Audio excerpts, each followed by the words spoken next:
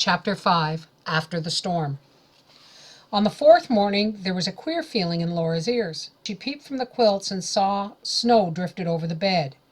She heard the little crash of the stove lid and then the first crackling of the fire. Then she knew why her ears felt empty. The noise of the blizzard had stopped. "Wake up, Mary," she sang out, poking Mary with her elbow. "The blizzard's over." She jumped out of the warm bed into air colder than ice. The hot stove seemed to give out no heat at all. The pail of snow water was almost solidly frozen, but the frosted windows were glowing with sunshine.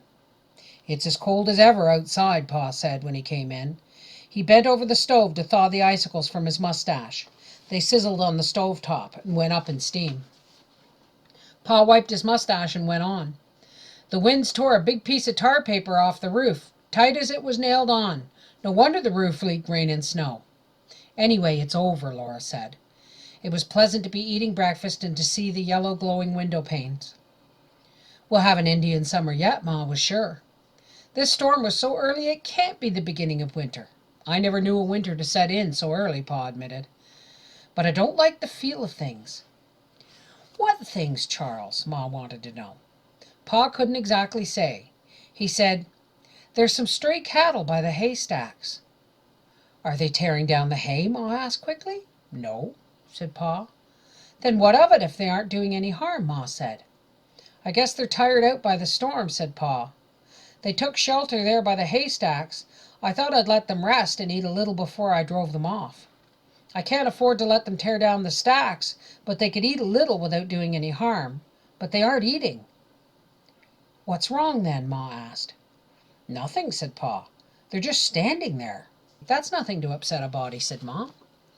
"No," Pa said, and he drank his tea. "Well, I might as well go drive them off." He put on his coat and cap and mittens again and went out.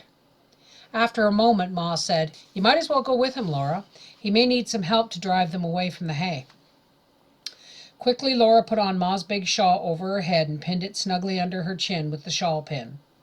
The woolen folds covered her from head to foot. Even her hands were under the shawl. Only her face was out. Outdoors the sun glitter hurt her eyes. She breathed a deep breath of the tingling cold and squinted her eyes to look around her. The sky was hugely blue, and all the land was blowing white. The straight, strong wind did not lift the snow, but drove it scudding across the prairie. The cold stung Laura's cheeks. It burned in her nose and tingled in her chest and came out in steam on the air. She held a fold of the shawl across her mouth, and her breath made frost on it.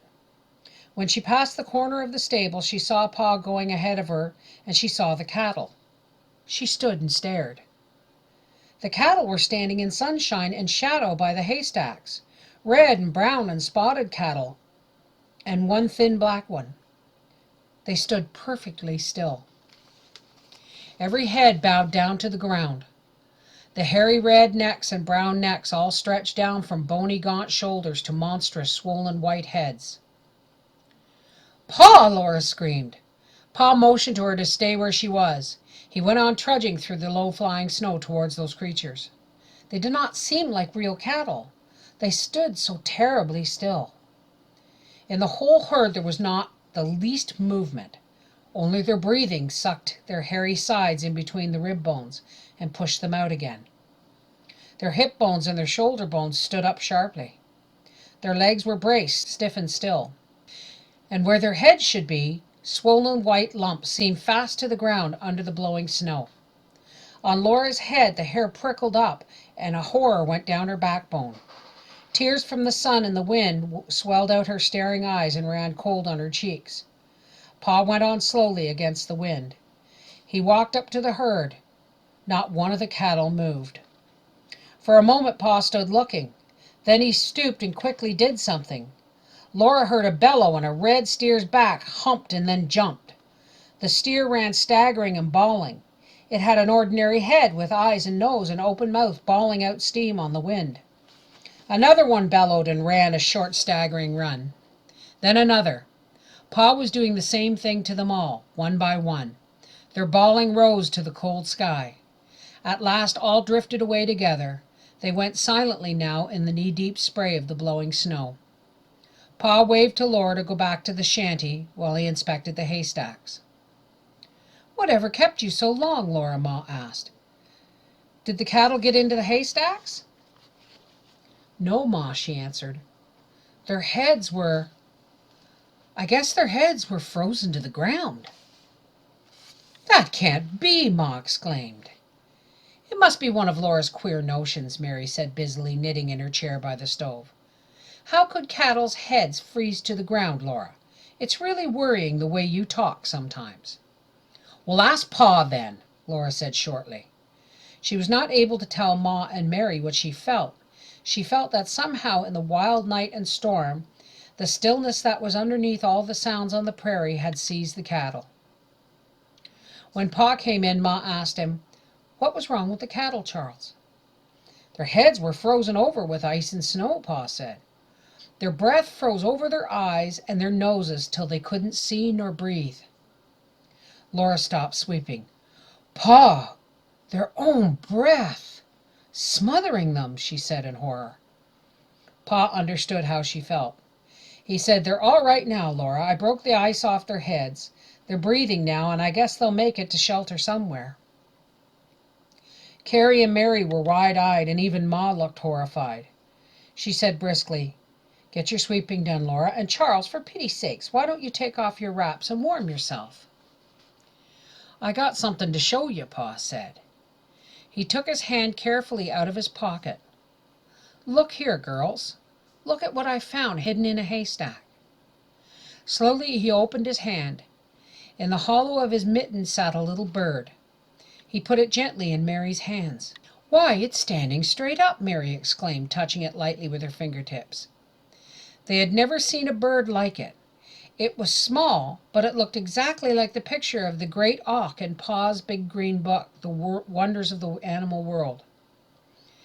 It had the same white breast and black back and wings, the same short legs placed far back, and the same large webbed feet. It stood straight up on its short legs like a tiny man with a black coat and trousers and white shirt front, and its little black wings were like arms. "What is it, Pa?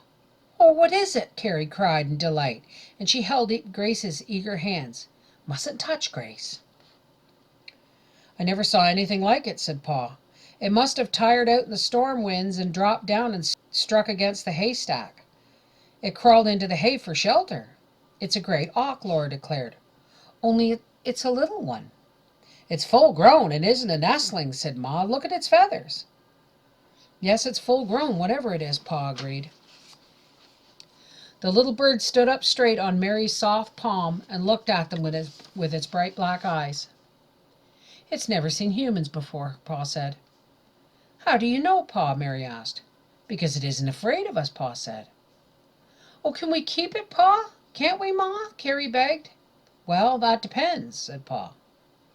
Mary's fingertips touched the little bird all over, while Laura told her how white its smooth breast was and how very black its back and tail and little wings. They let Grace carefully touch it. The little auk sat still and looked at them. When they set it on the ground, and it walked a little way, then it pushed its webbed feet tiptoe against the boards and flapped its little wings. "It can't get going," said Pa. "It's a water bird. It must start from the water where it can use those webbed feet to get up speed." Finally they put it in a box in the corner. It stood there looking at them with its bright black eyes, and they wondered what it ate. "It was a queer storm all around," said Pa. "I don't like it." "Why, Charles, it was only a blizzard," Ma said. "We'll likely have nice warm weather now. It's beginning to warm up a little already." Mary took up her knitting again, and Laura went on sweeping. Pa stood by the window, and after a while Carrie led Grace away from the little auk, and they looked out too. "Oh, look! Jackrabbits!" Carrie exclaimed. All around the stable dozens of jackrabbits were hopping. "The rascals have been living in our hay all through the storm," said Pa. "I ought to take my gun and get us a rabbit stew." But he had been standing there at the window looking at them without making a move towards his gun. "Please let them go, Pa. This one time," Laura pleaded. "When they came because they had to find shelter."